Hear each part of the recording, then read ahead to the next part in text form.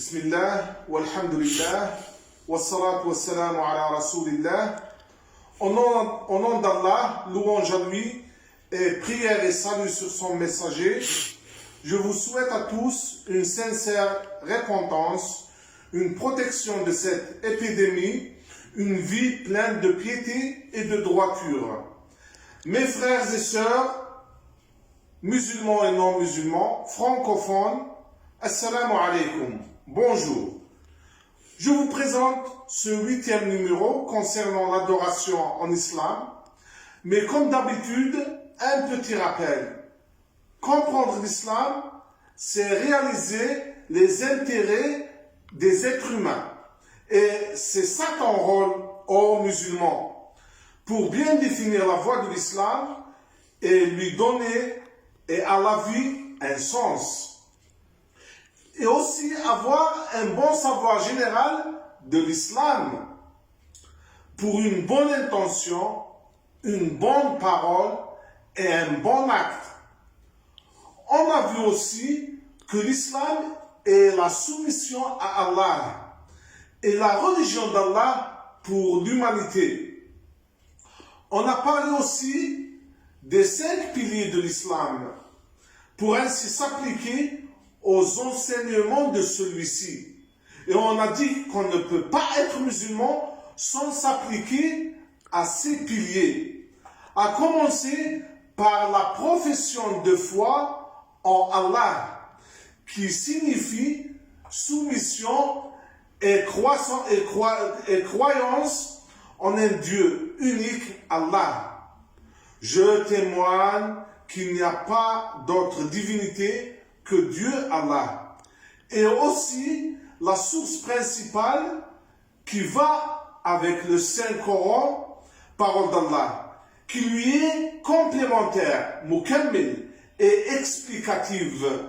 C'est la sunna du prophète Mohammed, prière et salut sur lui, caractérisée par les dires et faits du prophète et les dires et faits de ses compagnons, acceptés et appréciés par le prophète. J'atteste que Mohammed est le messager d'Allah. Cette profession de foi en Allah et en son messager Mohammed, prière et salut sur lui, ensemble sont le moyen par lequel on adhère à l'islam. Et enfin, les bonnes œuvres caractérisées par la complémentarité, at-takamul, entre tes intentions et tes paroles et actes. Cette 8e vidéo concerne l'adoration en islam, al-ibada fil islam. D'une manière facile, adorer Allah.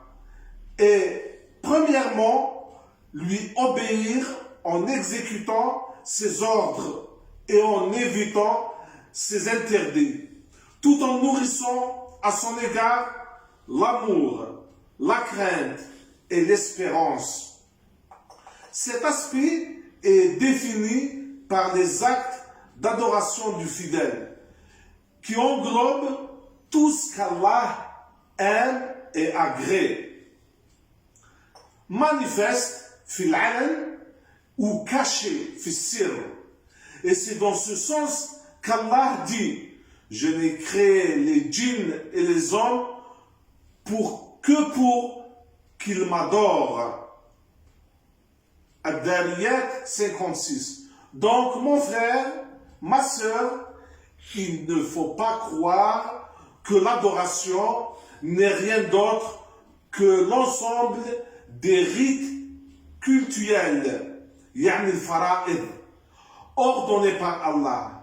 Sinon, quelle serait notre vie, notre temps et notre énergie dispensée dans une adoration limitée?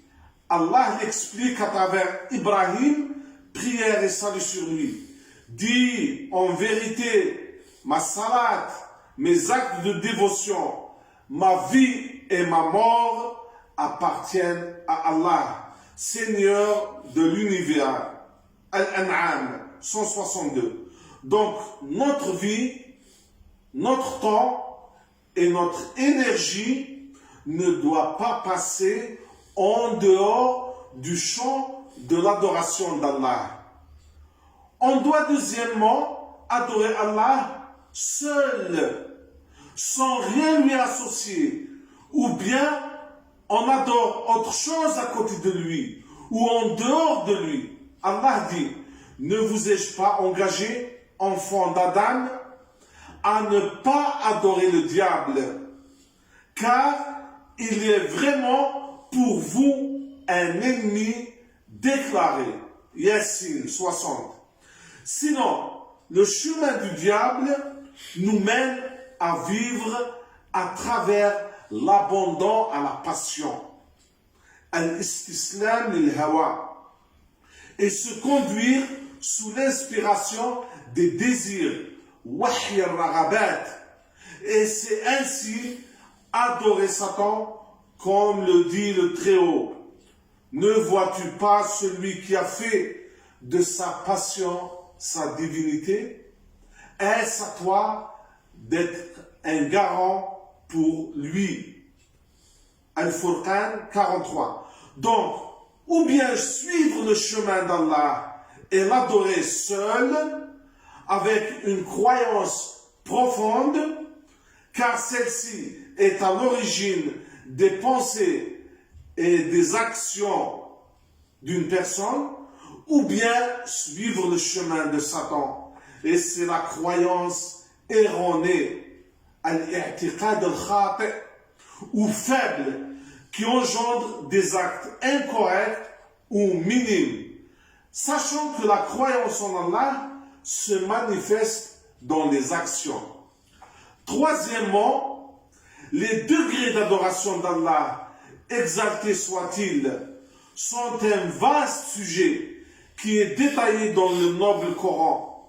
Commençons en premier par le degré de pur monothéisme, al-tawhid al-khalis, en vouant ses actes d'adoration exclusivement à Allah le Très-Haut, qui dit « Pourtant que leur a-t-on ordonné, si ce n'est pas de se vouer exclusivement au culte d'Allah, d'accomplir la salat et de s'acquitter de la zakat selon les principes de la religion de droiture. » Al-Bayyina 5.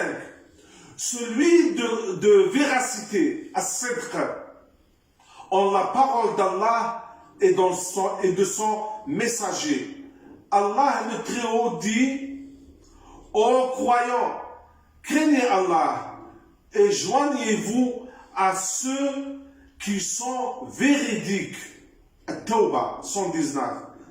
Celui du repentir, At-Tawbah, et du retour à Allah, qui dit: et repentez-vous tous devant Allah, ô croyants, afin que vous récoltiez le succès.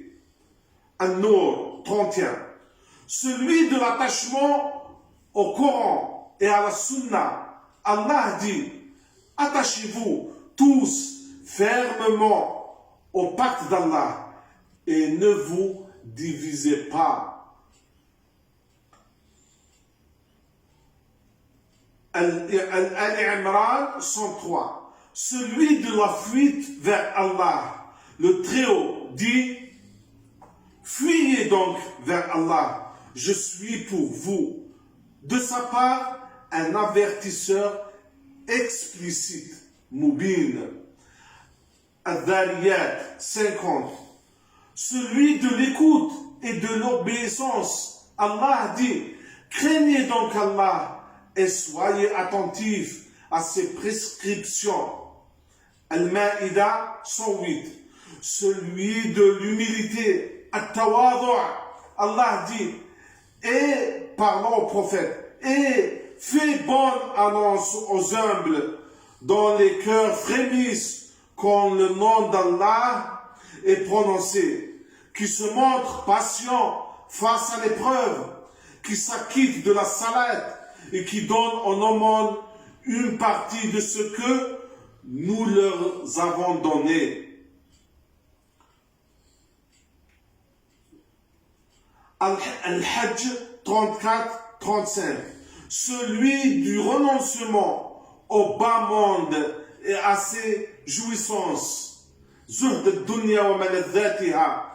Dites-leur, le plaisir que procure la vie en ce monde est bien précaire, Khalil, tandis que la vie future est meilleure pour quiconque est pieux, qui ne subiront pas la moindre injustice. An-Nisa 77. Celui de la piété, at-taqwa. Allah dit, ô prophète, mangez de ce qui est licite et agréable et faites de bonnes œuvres, car je suis au courant de tout ce que vous faites, les croyants. Al-Mu'minun 51. Celui de l'espoir et de la crainte, Allah le Tout-Puissant dit, or, ceux qui l'invoquent recherchent eux-mêmes à l'envie le moyen de se rapprocher le plus de leur Seigneur, espérant sa miséricorde et redoutant son châtiment. En vérité, le châtiment de ton Seigneur est redoutable.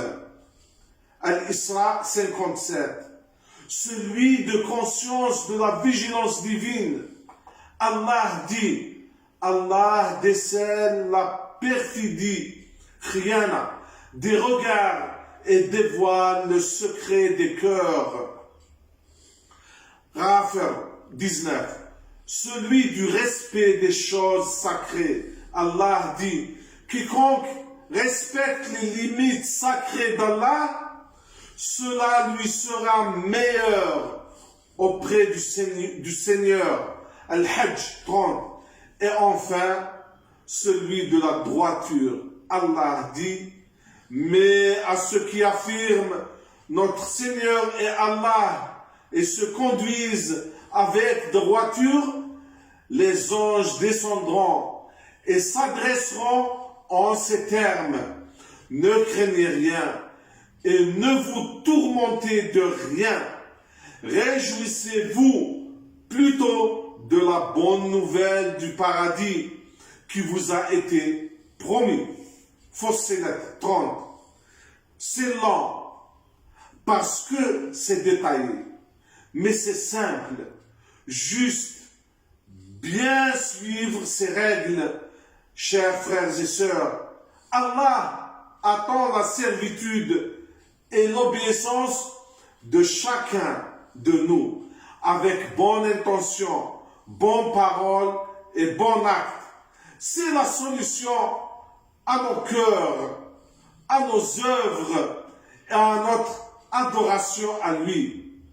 Qu'on ouvre notre cœur à lui avec sincérité, vérité et repentance, il nous entendra, répondra et acceptera. Qu'Allah nous guide vers le droit chemin. Il nous protège de cette épidémie. Je vous remercie, frères et sœurs, de participer à la diffusion de la parole d'Allah à partir de ces vidéos. Faites des commentaires et abonnez-vous. Salam.